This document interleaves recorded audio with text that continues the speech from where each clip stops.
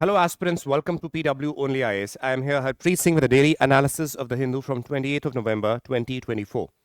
Let's begin with analysis. This is the PDF where you can basically find the PDF in this Telegram account. So you can subscribe to this and avail all the other material also that is required for your preparation. Then we have the topics that we're going to take for today's discussion. First is child marriage, page number 6. Global plastic treaty negotiation that is going on. Then we have religious conversion for job, a judgment by the Supreme Court. And then we have Anālakshya. Then we have Kuno National Park and the concept of dark tourism. Now this is something new, but again, prevalent in today's analysis for the civil services examination. Let's see. The main topics. First, topic 1, this is relevant from GS1 and GS2, page number 6. This is important from the perspective of your society GS1 and social justice GS2. Along with it, obviously it can be asked in essays also, ethics also. From that perspective, it is important. Now, please understand that the article over here says that nearly 2 lakh child marriages were prevented. Now, if you see, in today's time, though the statistics again has a little bit improved as they are saying, according to the latest data, still 23.3%. Earlier, a few years back, it was close to 26-27%. Before that, it was close to 47% child marriages taking place. So we saw that today's time, if we see according to the prevalent statistics, 23.3% of the marriages are child marriages. That is a stark reality in today's time. This is the report that has come.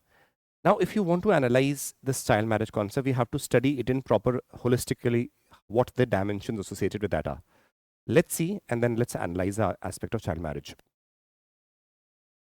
See, there is first of all one act, because if you want to understand what child marriage is, we should see the official definition of that. In the Act Prohibition of Child Marriage Act 2006, the definition of what child marriage is basically given here. Now, please understand, what is child marriage? According to the Prohibition of Child Marriage Act, child marriage is defined as one in which either the husband is under 21 years or the wife is under 18 years. Because if the boy is over here, the concept of minor will come. So with respect to boy, he should not be under 21 years and the girl should not be under 18 years. If any one of them is, then that is a child marriage. Yeah, this is the definition officially, right? Prohibition of Child Marriage Act 2006. Now, declining child marriage, good perspective, but if you see the percentage wise, it is very skeptical. Now, I'll tell you how. See, according to the National Family Health Survey data, the percentage of the women aged from 20 to 24 who were married before the 18 declined from 47% in 2005 to 26.8% in 2016, that is close to 27%, and to 23.3% in 2021. Now, if you see this perspective that this percentage drop is there from 26 to 23, do you realize that? Do you realize that from 2016 to 2021, the population has also risen tremendously? So even if percentage wise it is declining, it is very much possible that from the perspective of the total number of child marriages that is taking place, it's still increasing. As a percentage of the population, it might be declining. But from the numerical value, it will still rise because the population from 2016 to 2021 is risen very rapidly also. So on one hand, seeing this fact is good, but on the other hand, we know that the number is still on a rise. Okay, leaving that part, we very well know that United Nations Sustainable Development Goal also basically aims at eliminating or completely eliminating the concept of child marriage, which has to be achieved by 2030. Now, please see. Sustainable Development Goal, the target 5.3, it aims to end child marriage in girls by 2030. Basis of the target is that global commitment to eliminate any harmful practice such as child, early, forced marriages, female genital mutilation and all. Now we realize that this is again a goal, but do you realize that 23% or 24% is still the number of girls or people getting married in the age that is below 21 or let us say below 18 in case of girls is still taking place. Now, that is a point of concern. And by 2030, if we want to achieve that target, it is a humongous target right now. So we have to take various steps for that. Let us see, first of all, the dimensions associated with them. Let's see. If I see with respect to the reasons for child marriage, this thing will definitely come into our mind. Now, see, let's see. First,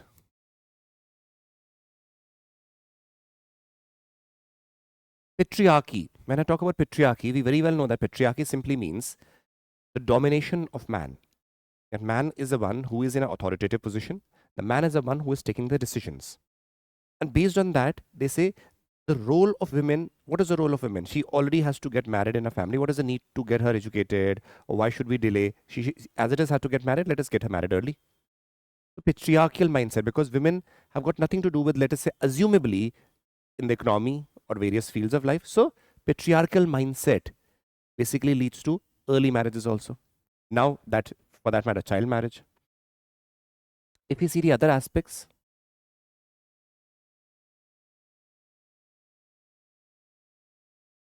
poor implementation of the act. You saw here the act of 2006. So this act is not properly being implemented. That means poor implementation of 2006 act is also one of the reasons. Next, poverty.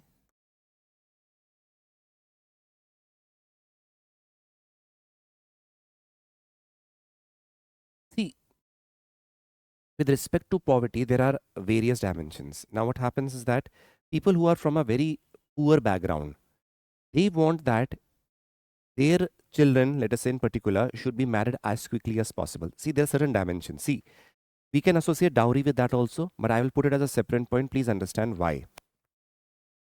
When you talk about poverty, please understand the in the class studies that we do, high class, middle class, lower class. In the lower class, please understand, they see the, just a minute, excuse me, sorry. They see their children also from the perspective of labor value. What does labor value mean? Supposingly, they're going to have more children. Those will act as labor or work in factories or work as labor and bring money.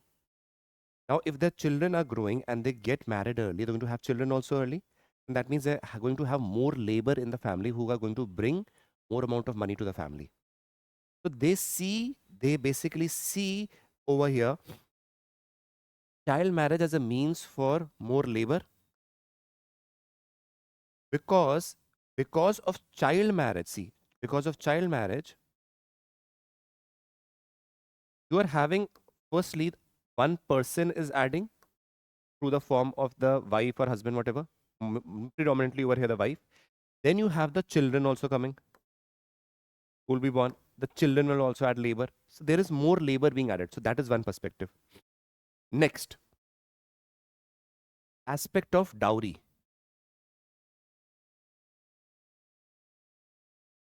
See, people have the perception that if, let us say, if we get the girl married early, it is easier. We can pay lesser amount of dowry and just get done with it. We don't have to pay a lot of dowry if, let us say, the girl is mature. Possibly various problems come arise. So there is a perception that if we basically get the girl early, there's a possibility we might have to pay lesser amount of dowry also. That is one perception. Then is aspect of education.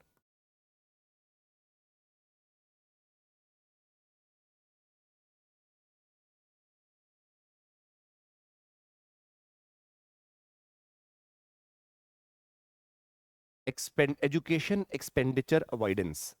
Now, this can be overlapped with poverty, but this can be taken as separately also, because in various families this is done irrespective of the class also, where people perceive that if the girl will stay in the parents' house for longer time, she will have to be, let us say, graduated, schooling will be done, graduation, post-graduation.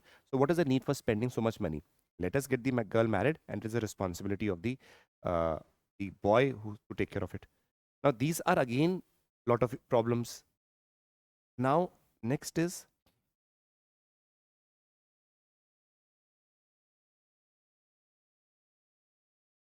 awareness. See, if you talk about the aspect of education and awareness, overall we need to understand that people still in the rural areas are, they might be literate, because literacy is simply knowing, understanding, or able to write any particular language, and a person who's above the age of 7. But that doesn't mean that you are aware of things or properly educated. Now, people in the rural regions still perceive from the perspective that when they lack education, they perceive that what is the need for getting the girl, let us say, married late? Is earlier, get them married early, and there again patriarchal structure comes. So lack of education and awareness also makes a tremendous amount of impact with respect to child marriage. Next is the aspect of security.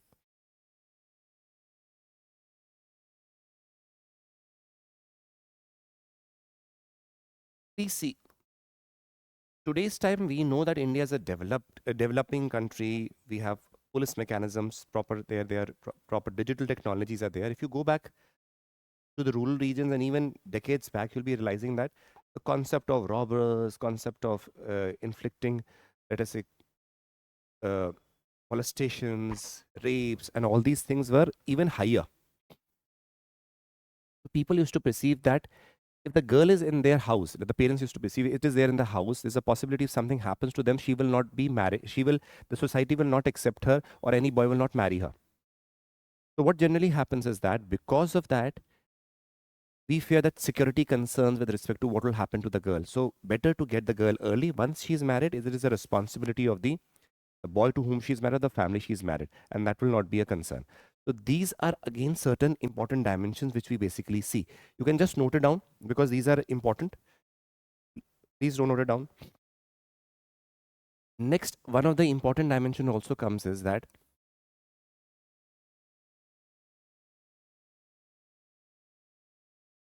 people tend to say that this is a part of their culture. Now, see, it is a very debative issue. Then they say that it is a part of their culture. They basically try to say because it is being continuing from hundreds of years, what we are doing is something not wrong. Because they perceive that these legal aspects or the laws that have come are not as important as their culture.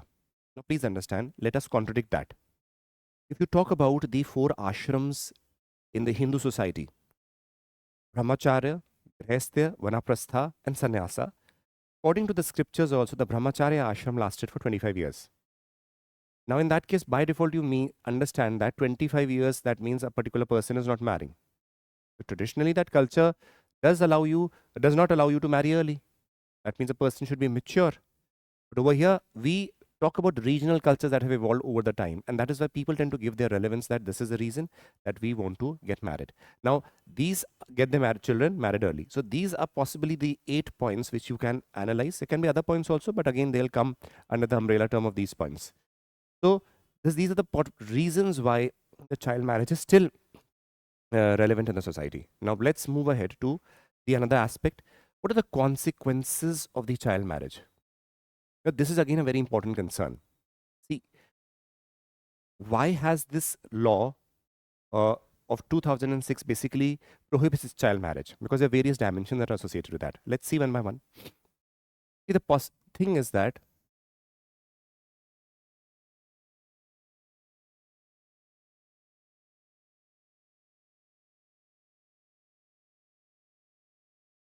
this will lead to early pregnancies also. Do you understand that? Early child, see, when the early marriages are there, the early pregnancies will be there. Now, the problem associated with early pregnancies are that it leads to a lot of complications. These early pregnancies are also the cause for large number of issues of maternal mortality rate.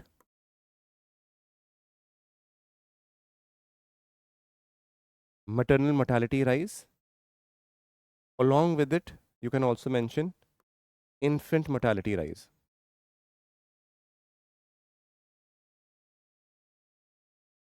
Maternal mortality basically refers to the number of maternal deaths per 1 lakh live births. Infant mortality rate refers to the number of deaths per 1000 live birth before that child basically achieves the age of 1 year, before the 1 year age. That means 365 days are there. Within 364th day also, an infant dies, so that is infant mortality. Infant is already in from medical terminology used as a word that is before 1 year. Why this happens is early pregnancies basically lead to the issue where body is not mature enough to have a child at that time. But because you realize that simply entering the stage of puberty and having puberty, or let us say menstruation starts in a woman, does not mean that the body is completely adapted to having children, because it is not only about your physical maturity that is taking place, it is also the emotional and the psychological maturity that is taking place. That is one thing. Now, you yourself see that if they're getting married so early, education is something that they will lose. Education loss. Yes or no? You're getting married at the early age, less than 18 years of age, less than 21 years of boy, possibly they're not educated also. There's going to be a lot of issues. Then one more thing, let us continue with the early pregnancy and the infant mortality and maternal mortality. We need to analyze one more thing before we go ahead. This will also lead to repeated pregnancies. Why? See, a girl getting married at the age of, let us say, 38. The possibility is that she will have one child, no child, or maximum in one case, two children also. But in case of the girl who is getting married so early, there's a possibility of the repeated pregnancies over a lot of time. Because you see, if you see your grandparents also, you'll be realizing they will be having multiple children. Why? Because they got married very early. They had the girl or the woman, your grandmother had a huge span of fertile age. That is from the menarche, when the menstruation starts, to menopause, when the menstruation ends. That whole span is there. And because of that, the whole fertile age is there where the girl can produce or woman can produce. And that is why we see repeated pregnancies also. So that goes against the population goals also.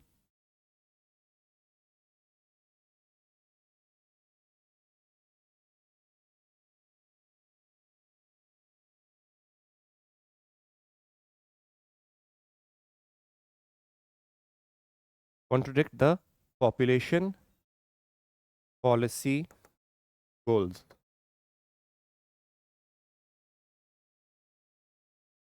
Clear?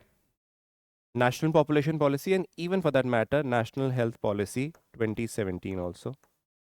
Both of them are contradicted. Clear? Now, just imagine that if this is a case, you will be realizing that there is a possibility that they will be financially independent on their parents. Let us say the boy is getting married so early, or the girl is also getting married early. In this case, they will be financially dependent on their parents. So that means financial independence is lacking.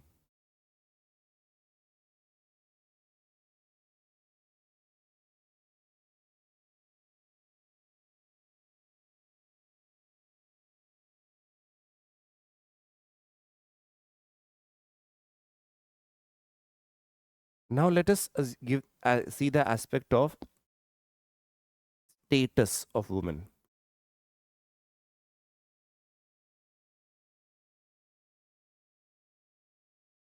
Status of women. Please remember, this has got also to do with the status of women. The place where women are, let us say, honored, highly respected, you will be realizing that this is where they have the independence to study, choose their partners also, and they want to study for how long they will be allowed to study. In case where women are treated in inferior or in a patriarchal environment, you'll be realizing that the status of the women will fall. Over here, if you see repeated pregnancies, early marriages and all, over here we see the girl might not be even aware what is going on.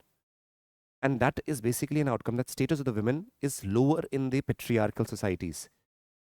And along with it, please, one more thing, that because possibility is that she's not even working, she is not even educated, and not earning also, the status of the women in the family itself will fall. That is another major issue. Now, next thing is health problems.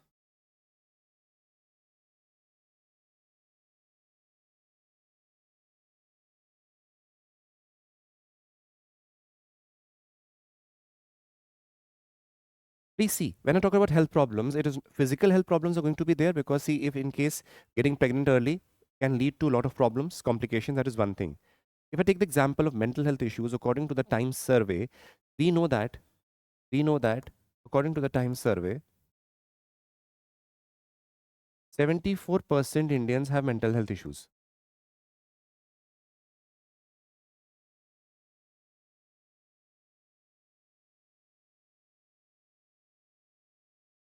Right? Mental health issues. Among them, in the report, it was very categorically said that the girls who got married early or child marriage cases were there. There's a greater tendency of them having such mental health issues. That is again one of the problems that we come across. See, this is again those issues which are problematic in the society itself. And we do not see them because we know that health does not simply means that absence of diseases. It means you basically have physical wellness, mental wellness also along with it. So these are again dimensions. So if we move on to the other aspects,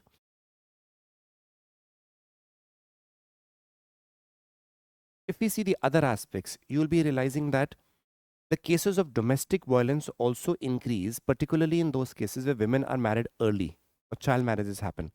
So we see, we can say physical abuse, or let us say abuse, we can put physical and mental both.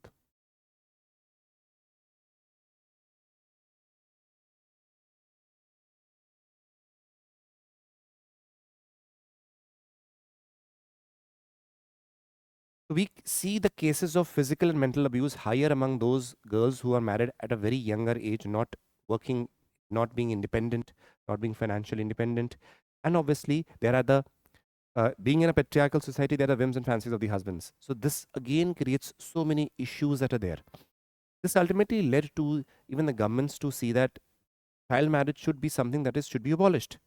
This is not something new. It was even during the Brahmo Samaj time. Raja Ram Mohan Roy said, Swami Vivekanand had said, Swami Dayanand Saraswati had said, and so many social reformers, Ishwar Chandra Vidyasagar had said. These are the things that were promoted. But even today, we realize that according to the survey, 23% or 24% women are still getting, of the marriages, total marriages, are still child marriage. These are the concerns that are there because of which we had to have those acts. Now, if we move ahead, what are the laws that to stop child marriage in India? Child Marriage Restraint Amendment Act 1978. It basically made the ages marriageable age for male and female 18 and 21, which we see. Compulsory registration of Marriage Act, because if there is compulsory registration, that means we'll get to know about the ages also. But people tend to make fake certificates also. That is another important dimension. Next is Sabla Program for Women and Child Ministry. The adolescent girls in the age of 11 to 18 are imparted training about the legal rights, including the Prohibition of Child Marriage Act 2006. 1, 2, 3, 4. Prohibition of Child Marriage Act 2006 defines child as one below the age of 21 and the female below the age of 18. Provides appointment of the child marriage prohibition officer who was imparted with the duty to prevent child marriages and spread awareness. Then we have the Protection of Children from Sexual Offences POSCO Act 2012. Sexual contact with a minor is considered rape in this particular case. And recently, the judgment had been given by even the Supreme Court. So this is in liaison with the in continuity with the POXCO Act. Availability of helplines. We have government has introduced Child Line Code 1098 24/7 helpline in order to prevent or report in cases of child marriages are taking place. Then we have the National Commission for the Protection of Child Rights, which undertakes various activities and programs on the issue of child marriages and the ways and mechanisms through preventing it. Next. Next topic is topic 2 GS3. At treaty negotiation in Busan, India proposes compensation to meet cost of controlling plastics. Please understand, there are certain negotiations taking place in Busan, which is in basically South Korea. I'll give you a backdrop also of this. We realize that plastic menace is a major problem in India. Particularly, it rose after the COVID time because a lot of, again, we saw that plastic waste during the COVID time was on a rapid rise, and still that continues because of the rapid rate of urbanization. See, plastic again is something that is very commonly used, particularly in the urban regions, and with the rapid rise of urbanization, which according to 2011 was 32% people living in the urban regions in India, but now by 2050 we're going to be greater than 60%. So when we see the rapid rise, we realize that the plastic waste will definitely rise because the change of economy through the, let us say, stored food being eaten, delivery agents or the concepts of these e-commerce sites rising, packaging stuff rising. So all these things will do lead to a lot of plastic waste, right? Leaving the other aspects apart. So in order to have a global plastic treaty, in order to minimize the problems that are there, various countries are basically trying their best to come to a conclusion by this year end 2024 that a global plastic treaty is signed by the countries. Now, this meeting that is taking place in Busan, South Korea is not the first meeting. This is the fifth meeting based on an agreement that was signed by the various countries. I'm going to show you how it is, what it is, and then the dimensions associated with the plastic pollution. Let's see. See, in March 2022, at the resume of the fifth session of the United Nations Environment Assembly, a historic resolution was adopted and developed an international legally binding instrument on plastic pollution, including marine environment. So what we happened is in 2022, the countries came to a conclusion that we need to have a binding treaty. If it is not binding voluntary, then efforts will be of waste. That is why, please understand, a resolution requested by the Executive Director of United Nations Environment Program, UNEP, to convene, please understand, under the UNEP, what was formed? An intergovernmental negotiation committee. See, under the UNEP, a intergovernmental negotiation committee was formed, which is going to have all the member countries to develop the instrument, which is to be based on comprehensive approach that addresses the full life cycle of plastic, including its production, design, and disposal. So under the UNEP, an intergovernmental negotiation committee was formed, which is going to basically come to a conclusion. How do we deal with the menace of plastic? Because again, it is important also. We cannot completely get rid of it also, but how to manage the life cycle, right from the production phase to designing phase and even the disposal of the plastic. So the INC, this Intergovernmental Negotiation Committee, began with the work during the second half of 2022. So based on that, there were various meetings and sessions held. First session was held in, again, Punta del Este in Uruguay in 2022 itself. And the second session was held in 2023 in Paris. Then third session was basically held in your Nairobi in Kenya, then followed by a fourth session that was held in Ottawa, Canada. Now, based on these four sessions, it was negotiations are going on. They realized that, see, now the fifth session that we have, we want that the treaty should be signed and all the agreements on that should be made, that what we have to do in future. So now this is again important. The fifth session is scheduled from November 25 to December 1 in Busan, Republic of Korea, which has basically started from 25th November. Mind my words, in this year's mains examination coming next time, you will be having the question on plastic waste, disposal, and the agreement that we have come with respect to global plastic treaty. Clear? So this is the one where we have to conclude what the treaty's provisions are going to be. So please understand, it is not the first session.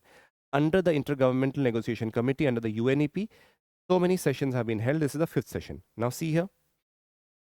First thing, as I've already told you, officially it is the fifth Intergovernmental Negotiation Committee meeting under UNEP. Now people will be asking, what is UNEP? Please understand. United Nations, please understand, United Nations Environment Assembly is governing body of the United Nations Environment Program. It is the world's highest level decision making. It meets biennially to set priorities, and it was created in June 12 during the United Nations Conference of Sustainable Development. A brief idea about UNEP and the UN Assembly also. Now as we move ahead, please understand, why is a global plastic treaty needed? Why do we need that? That the negotiations are going on? There will be some reason behind that we need plastic treaty so that we can better manage it. We are not saying to abolish it because it is not feasible also right now. Because alternatives need to be there, but what alternatives are existing are very expensive.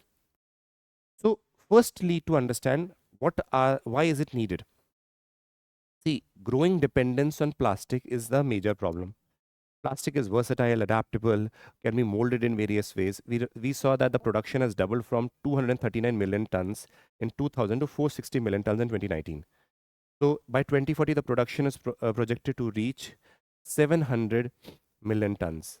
So this is again a major concern. This is global level figures, please understand. The rate at which the plastic production is increasing is something a problematic situation. That is why we have to at least manage it well. That is why one thing. Second, plastic waste and environment crisis. Plastic decomposition takes from 20 years, which is again of a biodegradable nature, to even 500 years, with less than 10% recycled till date. You can imagine the amount of disposal, landfills composed majorly of the plastic waste also. Annual plastic waste generation is approximately 400 million tons, could increase to 60%, 60 by 62% by 2050. A significant amount of waste leaks into the rivers and creates microplastics present there. Microplastic basically enters the fishes and that creates problems to them. And then we consume fish, the microplastic enters us. That basically tend to impact the body and the functioning from various ways. Next, impact on environment and health. Plastic waste threatens ecosystem and human health. Chemicals in the plastics can cause endocrine disruption, cancer, diabetes, reproductive disorders, and neurodevelopmental impairments also. As we said, microplastics enters the body. These are the problems that it can be leading to. So marine, freshwater, and terrestrial species are severely affected. As we move ahead, fourth, plastic's role in climate change. We realize that plastic production and waste generation creates a lot of greenhouse gases. Now we are already discussing under the UNFCCC also how to reduce the greenhouse gases. This is also one of the ways it is important to work on the correct means of production on the plastics. In 2020, the plastic accounted for 3.6% of the global emissions, primarily from the fossil fuel based production. So this is a double problem. You're burning that, and again, plastic itself is being a waste. Emission could increase by 20% by 2050 if trends persist. Fifth, in India's contribution to the plastic pollution, India is the largest contributor to the plastic pollution, accounting for 20% of the emissions, 9 million tons annually, surpassing Nigeria, that is 5 million. Just imagine this. For India, it is more important. Now is India's stance on the global plastic treaty. What is India's position? See, India will not accept everything that the world says or the treaty that goes, but what is India's position? That is important. See, opposition to plastic caps. You cannot put a cap that this is the amount of plastic that you're going to produce. Why? Because we are a developing need country and our production will increase, but it will be more in a green manner, more sustainable. That is what India wants. India poses restrictions on the polymer production. Such measures exceed the UNEA 2020 resolution mandate. So it will not accept any cap on that. Second, focus on financial and technical assistance. See, they're saying that India is also saying that if you want to have a plastic environment where it is sustainable, it is more biodegradable, then you give us a technology also. Collaboration with respect to technology should be there. Better alternatives can be there. You help us with that, then it is fine. Otherwise, you cannot keep a cap on the production of the plastics in India. Next, regulation of harmful chemicals. Decisions on harmful chemical plastic production should be based on scientific studies and regulated domestically. So what impacts the chemicals that are used during the production of the plastic have? You should have scientific studies, and based on that merit, we should be basically talking about and discussing. Otherwise, just randomly saying that chemicals will have an impact is again against the economic growth that India is basically currently going through. Next, approach to plastic phase out. India is also working towards greener economy. Please see here. While India banned 19 categories of single-use plastics in 2022, it emphasized that any phase out in the treaty should be pragmatic and driven by national circumstances. In 2022, India brought about with the Plastic Waste Management Amendment Rules to 2021 that banned 19 categories of the single-use plastics. Now that was India's stand. Clear? Next point is safe waste plastic management mechanism. So the waste management has to be done. Firstly, there has to be infrastructure. For that, financial assistance is required. How it has to be disposed, how it has to be managed, that is again requires global collaboration. If that is not there, it will lead to a lot of problems. So let's move ahead. Next is topic 3, GS2. Conversions to get a job amounts to a fraud on a constitution. Important aspect. Please understand what was the case. Over here, when we talk about a scenario, what the problem in this, why this judgment has come up is, let us analyze this. A person here, let us see, a person born as a Christian.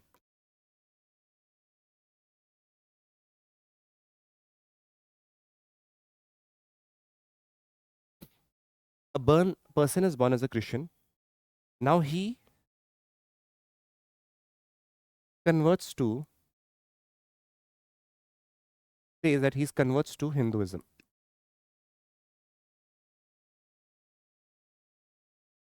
He says, when I've converted, give me, he over here is saying, okay, I've converted, give me schedule caste certificate.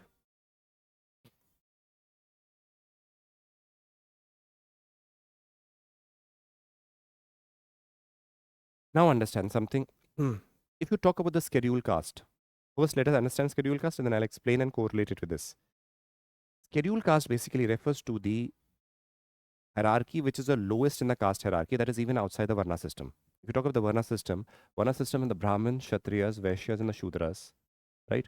Vaishyas and the Shudras. Now these are the 4 Varnas. The schedule caste or the Dalits or the Harijan community is kept even outside the Varna.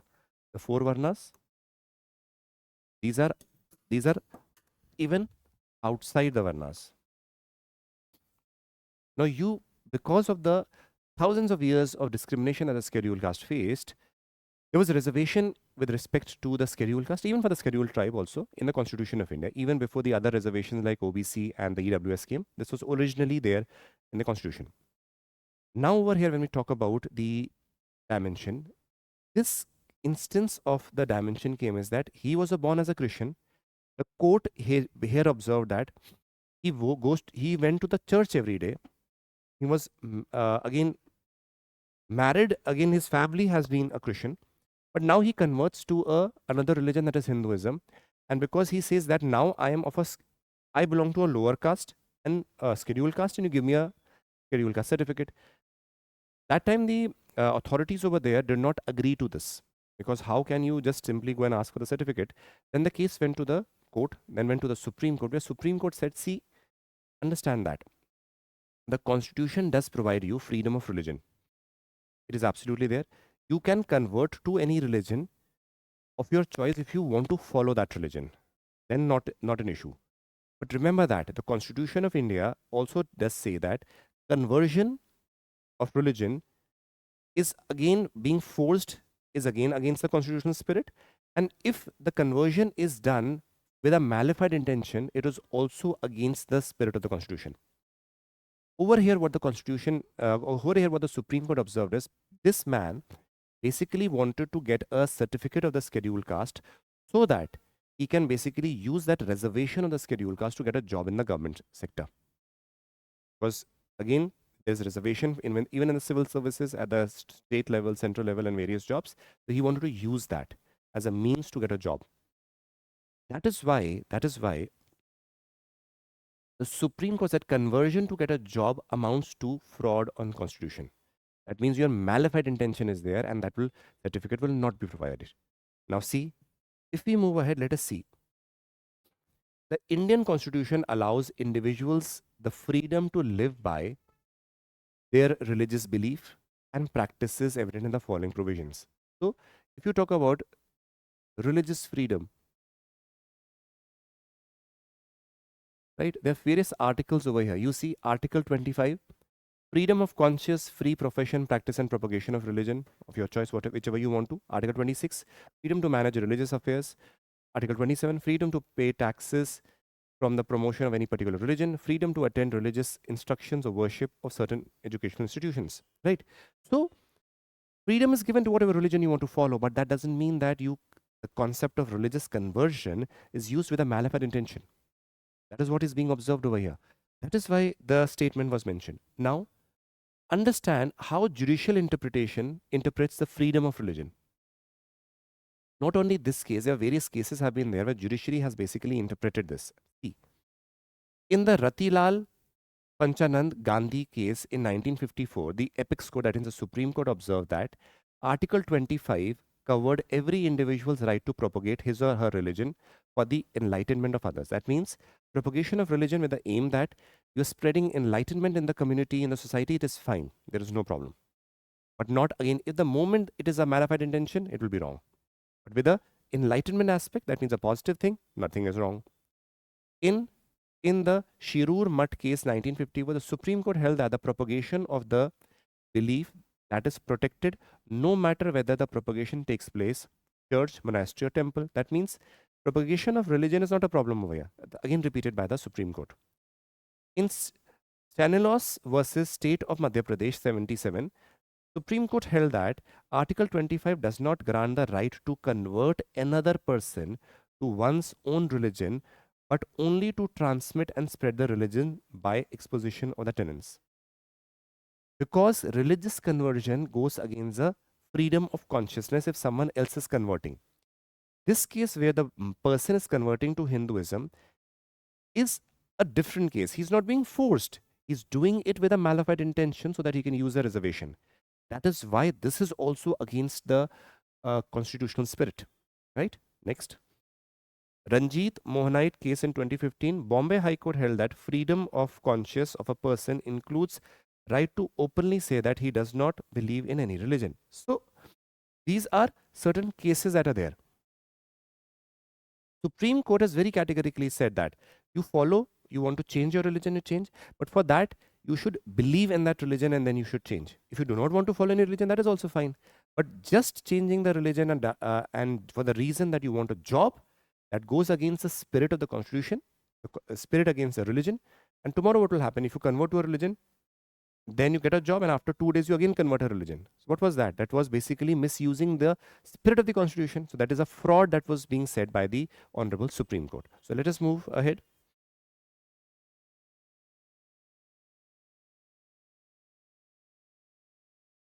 Prelims topics. Indian Army receives logisticals drone to use in the eastern sector. Over here, something very important is mentioned. Anālakshya.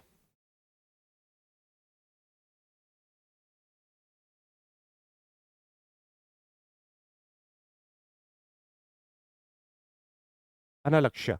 What is Anālakshya? Please understand.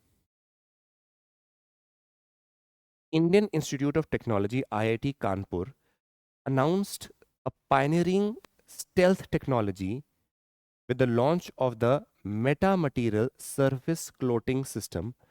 Again, MSCS, Metamaterial Surface Cloaking System. That means stealth features. That means other radars are not able to trace you. That means the IIT Kanpur has developed a stealth technology. That means using this, will be useful for what? The defense purposes, the planes, and even for especially for the Air Force also and Army also, where the stealth technology can be of a lot of use, right? We see that developed by a team of leading researchers, innovative systems, new big benchmark for the multi-stealth capabilities, offering transformative application in defense, national security, and specialized industries. The Anālakshya MSCS is designed to revolutionize the stealth technology for defense and security purposes. Now, we do not have to go into a lot of details, though it is mentioned here. Just understand Anālakshya is basically a stealth aspect technology, which again can be used on the appliances, or let us say planes, or let us say defensive equipment. So in order to prevent the particular body being visible on the radar. That is what is important from the perspective of civil services examination. Clear? Let's move ahead. Topic 2, GS3, page 7. 2 cubs born in African cheetah, Kuno, found dead. Now let us move ahead. We do not have to talk about the death aspect. It is about Kuno National Park and the other dimensions. Kuno National Park is a national park in Madhya Pradesh established in 1891 as a wildlife sanctuary. In In 2018, it was given the status of the national park. It is a part of the 𝐂𝐇𝐀𝐍𝐃𝐄𝐃 dry deciduous forest. Kuno Palpur Wildlife Sanctuary is underway to become India's second home for the Asiatic lion. Now let's move ahead. Project Cheetah. Why? Because the cheetahs were introduced over here. So the introduction of the cheetah is being done under the Project Cheetah, which is the world's first intercontinental large wild carnivore translocation project. Coexistence approach. India has opted for their approach where even more unique is become because for the first time cheetah will be reintroduced under an unfenced protected area. Introduction of cheetah. 8 cheetahs from Namibia are basically transported to under the collaboration between Indian government and the Namibian government, from where they have been introduced to the Kuno National Park. And again, some have died also. We have faced certain issues, but again, it is one of the important dimensions which we talk about, right? Next, topic 3, GS3. There's a word. Amid war, Ukraine sees influx of dark tourism. This is again a point which is in the newspaper, which can be asked even as one-liners in your prelims. Dark tourism, also known as black tourism, than the tourism of grief, refers to the practice of visiting locations associated with death, suffering, tragedy, or something unusual. Understand this. Supposingly, the regions of gas chambers where the Hitler basically killed the Jews, right? Where Hitler basically killed the Jews. Now, those regions are marked by grief, death, sufferings. Now, today's time, after so many years, we realize that people visiting them as a means of tourism is known as dark tourism. That means in previously, some places where a lot of pain, suffering, and unusual things would have happened. Now they are converted into some tourist site, and people visiting there is known as dark tourism. So, early definitions defined by John Lennon and you don't have to go into this. The representation of inhuman act and interpreted for visitors. That means when you go to those regions, you tend to associate with the past. That this was a region where people were treated with such atrocities, pain. Some people associated to those families are visiting. Some people as a means of seeing the past, what people can go through, the sufferings that can be there. So to remember that also. So that means we realize that these are places of a lot of scope with respect to tourism, because that gives an emotional appeal to the people. Dark tourism sites are associated with tragic histories, which can be cemeteries, mausoleums, disaster zones, battlefields, memorial, prisons, execution sites, and the crime scenes. This is again, disaster tourism also can be considered under the tourism, dark tourism. Prominent dark tourism sites can be, again, the concentration camps, even the ground zero in New York, where basically the Twin Towers were there, where they were collapsed because of the planes basically stucking or attacking the Twin Towers under Osama bin Laden. So those are also, again, ways to remember them, the grievances that the people went through. If I move ahead, you'll be realizing that there's subcategories of dark tourism. Some are grave tourism, where some graves can be there. Holocaust tourism, that is like the gas chambers. Genocide tourism, where some genocides might have taken place, vast, large scale murder of some people. Communalism tourism, where some communal deeds have been done. Let us say when India, Pakistan partition took place, there were regions or places where a lot of killings took place. So those places. Cult of personality tourism, again, some cult personalities might be there. Let us say the place where Saddam Hussein was hanged. That can be a place. War zones or cold war zones, again, nuclear tourism. Let us say if you go to Rajasthan also, where the nuclear testing was done, those can be sites. Disaster area tourism, IK medical tourism, you have the ghost or haunted tourism. This is again rising. If you see in example, if you see Savoy Hotel in Missouri is one of those regions which is very haunted. The reason it is not, it is a 5-star hotel. There are other 5-star hotels also, but people do visit Savoy. The reason is people are excited for the reason that it is haunted. Because in that Savoy Hotel, which was a British made structure, the lady who used to own it was murdered. And the police during the British time were not able to solve the mystery. Even today, people see the women as a form of ghost in the various regions in the hotel room. Lights might be on, off, in the sitting in the lawn. So these things do come. So that is why also people tend to visit the region. That is again aspect of dark tourism. So let's move ahead.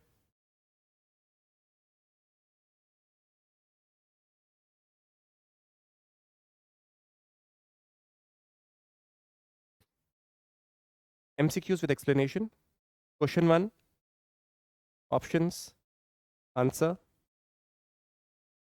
Question 2, options, answer. Question 3, options, answer. Question 4, options, answer. Question 5, options, answer. And this was the end of the today's editorial analysis, along with the news analysis, along with the other prelims and mains aspect, and the MCQs. Hope you liked it, enjoyed it. We'll be continuing with the detailed analysis of the topics which are relevant for the civil services examination, not the irrelevant ones. So take care and Jai Hind.